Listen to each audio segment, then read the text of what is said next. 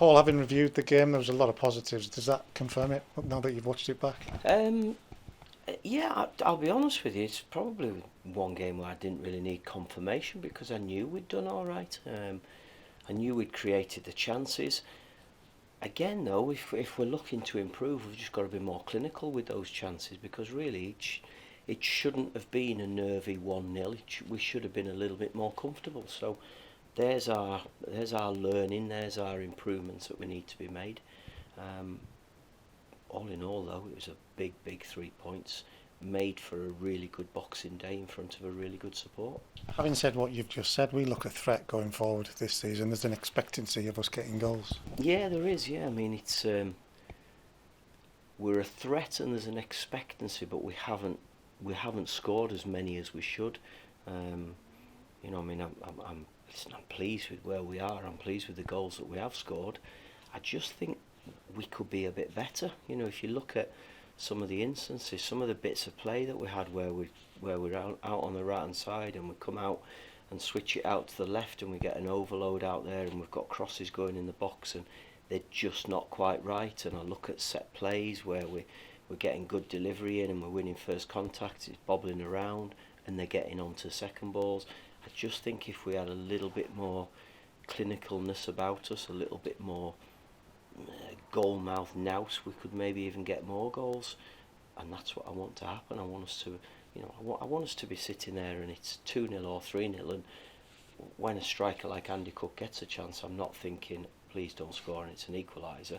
I'm thinking, well, all right, it's a consolation. I'd rather not let them have it, but we're in a stronger position, and that's what we've just got to keep striving to try and get towards. I suppose the most recent comparison, and I know you took your responsibility for your bit, the fact that horrible club record of 39 league goals for the whole season last season. You said, we played a part in that, but this season 33 already, and it does. There's just that positivity every time we go forward. There's like something might happen.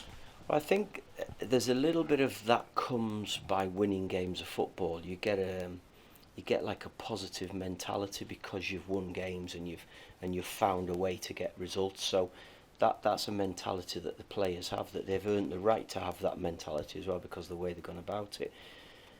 I've just tried to set them up with a real front foot mentality for the season. Really, it's like go and press up against teams, go and try and win the ball up high up the pitch.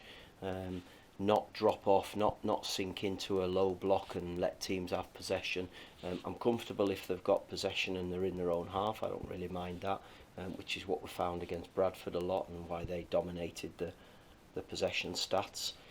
I'm just a big believer that possession stats don't win you the game. You've got to have possession in the right areas, and so it's all about being front foot. It's look forward, play forward, run forward. It's all of those things that you have to do to be effective in games, and so far they're doing it. And that number of goals, along with the number of wins, and crucially, the number of times that we don't get beaten. That's why we're fourth in the table right now. Yeah, it's all of those things. Clean sheets. I'm a big believer in going and being positive and winning games, but you also have to make sure you keep the back door shut and you don't give goals away. So we're doing okay in terms of clean sheets. I still want more. If you want to be successful, you've got to be looking at 17, 18 clean sheets in a season. So we've got a bit of work to do. Coming up to the 23rd game of the season, and we're all right. We've just got to make sure that after 23, we're still in a real good position. For me, doing what I do, it feels like we've just come off the pitch and we've got another game tomorrow. Is that the same for the players? How do you manage that it is a little spell between games? Yeah, it's just one of them things. I mean, you never really know. We've come in and we've trained today, and I've got to say they've been bright as anything today. Been really lively. But let's be fair, if you go fourth in the table and you just won at home against Bradford in front of a good crowd, you've got to be lively, you've got to be bright for that, and we'll dust them down, we'll get them ready to go. We know it's going to be another tough game. We saw in the game here, which was a 0-0, that there's no game in this league that's straightforward. They're coming into the game on the back of a few defeats, and a tough game at Stockport on Monday. So we've got to go and make the most of it. We have to start with our energy, see how long that energy lasts because of the short turnaround. However we're feeling, they'll probably feel as bad as well. So we've got to make sure that we're in the better frame of mind, the better energy levels, the better spirit. And in a way, we're now at that point where we have to show why we're fourth in the table. and that's what the challenge is to us. It was interesting, you said this a couple of times just a few weeks ago, that this isn't a festive period or not, it's the grind bit, it's the bit that you have to work hard at. Yeah. And that's the message, I suppose. Oh, without a doubt, you have to get through it. You know, at no point have I said to the players, I know it's tough, because it isn't tough. It's 3 games of football in a short space of time. What a fantastic opportunity, what a great thing to be involved in. You know, I bet there's, I'm sure there's 7,000 Carlisle fans who turned up on Boxing Day for us. I bet they'd swap places with the players, so we have to enjoy that, got to embrace it and show why you deserve the opportunity to do it, and hopefully that's the case. Arrogance is the wrong word, but I suppose I'll try and describe it. When you see the players after something like Northampton, they're so down with themselves because there are standards that they want to hit. That again is something that's good to see. Yeah, I think the big thing that they've got is a belief that they can grind out results, and I think that's where there was a bit of a disappointment, because we felt as though we'd let ourselves down on the night. Take away the other stuff, you know, the officials and all that sort of stuff, and the opposition. We know we probably could have done a bit better, if we're going to be really honest with ourselves. And that's what we've tried to be. Just be truthful, just get on with it. We reacted in the right way against Bradford. We have to react in the right way against Crewe. Whichever team gets selected has to go out and start the game well, and then the lads who are on the bench have got to make sure they're ready to come and finish it. You said it already about Crewe. They had the 2 wins and they've just had the 2 defeats, so it's a team that looks a little bit inconsistent at the moment. Well, I think they've suffered a little bit with injury, and I get the feeling there's been a bit of illness in the camp. The Stockport game, they had one of their main players offered who's suspended for the game, so he'll come back into it. Kelvin Mellor was missing, who's been a big part of their team, and we know what Kelvin's about. So I think they had a little bit of an imbalance in the group because of those things. So whatever team they select is an issue to us, but only a small one, because it's about what we do. It's about how we go about the game, how we set up, how we start the game, how we take it to Crewe, and make sure that we play with a real front foot mentality again. From the outside looking in, it appears to be a team, a club that's in transition because of the manager's just been appointed permanently start of this month. Things like that. Does that change how you approach it? No, not at all. No, we're about us, and that's not an arrogance, as you said. That's more a belief that we've got enough to cause them problems if we're on our game. The one thing I've said to the players is that things can turn really quickly in football, and especially at League 2 level. And if we're not quite right, Crewe can get a lift and they can suddenly become a good team, because they're not bad footballers. They've got good individuals, good technical players, they've got forward players who can cause an issue because they've got physicality, they've got pace about them.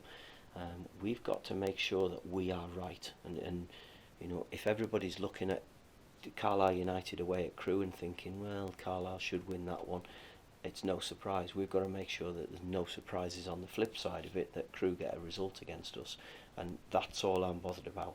Players are in a good frame of mind. We had no injuries that we picked up from the other day. We had a few knocks and things that we've been monitoring.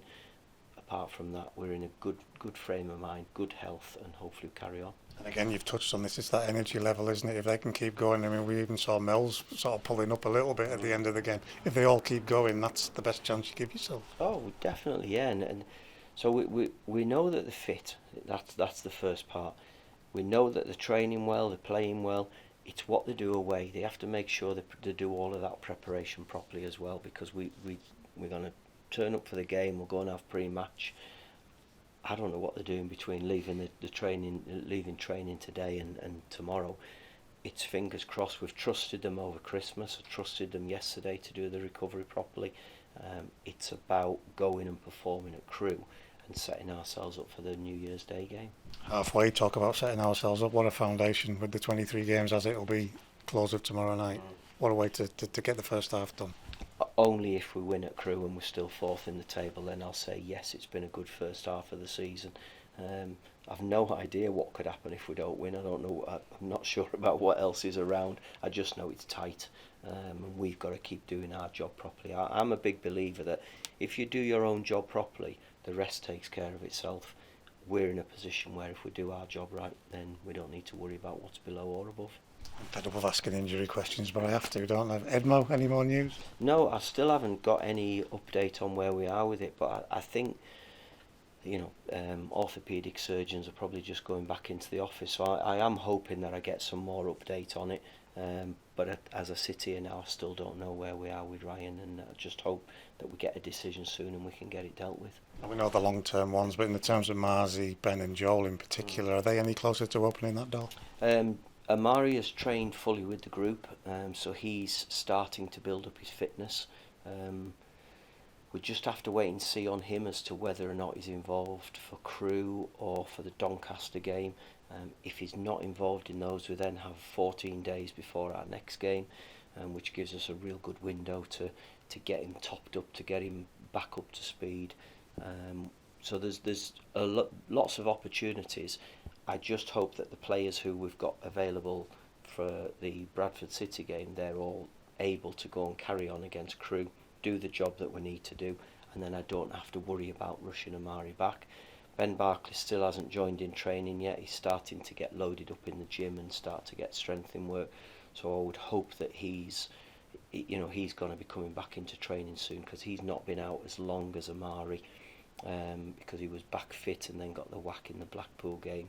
So he's maybe not as not in need of as much fitness work. Joel is where he was. He just wasn't selected for the bench against Bradford because I wanted another forward player on, and Sonny Hilton took his place. But Joel will be in the group to travel to Crewe, and between now and then I'll decide whether he's right to come into the 18. And Greg's in, you hear him as much as you see him, that's how I know he's been in. Anything fine-tuned on that side, whether it's with the lone lads who you want to clarify or with steps forward? No, things are starting to look a little bit sort of a little bit more sure about what we can and can't do. I've had a little bit of a setback in that one of the players we were looking to do has been diagnosed with a bit of an illness, an infection, that we think is probably going to be shut down for about a month, so we might not be able to move forward on that one. But we do have other options. We're looking at some experience, some younger ones. I think we're in a good position, and hopefully before the Newport game we may have at least one in, if everything goes to plan, and we'll see regarding the ones whether they're going to stay or whether they're going to go back to the parent clubs, and we'll deal with it from there. Paul, thank you.